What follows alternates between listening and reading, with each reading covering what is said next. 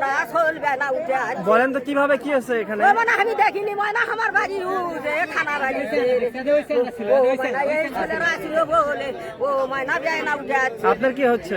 আমার নাতি হয় মনা, আমার নাতি হয় আমরা ওই পাশে খেলেছি ফুটবল, খেলতে খেলতে এ যা গোসল করে এলাম, আসার পরে ওই পাশে নৌকা পার হয়ে ওই পাশে গোসল করছে, এই সাইডে গোসল করতে করতে এই পাশে এলাম।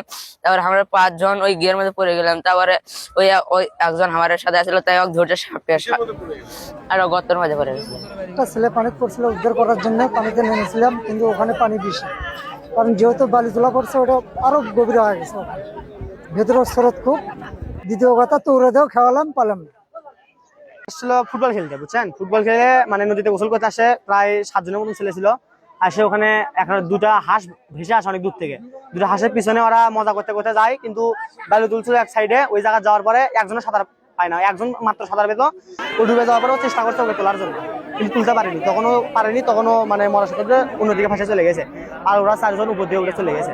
তারপরে এখান থেকে মানে যে নৌকায় ছিল সে চেষ্টা করেছে যাওয়ার জন্য, কিন্তু যাওয়ার আগেই মনে করেন উদ্ধারের যা যন্ত্রপাতি ইকুইপমেন্ট সব নিয়ে আমরা এই করতোয়া নদীর ঘাটে উপস্থিত হওয়ার পরে আমরা একটু খোঁজাখুঁজি করার পরে না পাওয়ার পরে আমরা রংপুর অঞ্চলকে জানাই। তারপরে সাথে সাথেই ডুবুরি ইউনিট এটা পীরগঞ্জে একটা উদ্ধার কাজ মানে চালাচ্ছিল, ওখান থেকে উদ্ধার কাজ শেষ করে একটা ভিকটিমকে উদ্ধার করে তারপরে দ্রুত এখানে চলে আসি। এখানে চলে আসার পরে 10 থেকে 15 মিনিট খোঁজার পরে এই ভিকটিমটাকেও উদ্ধার করা সম্ভব হয়।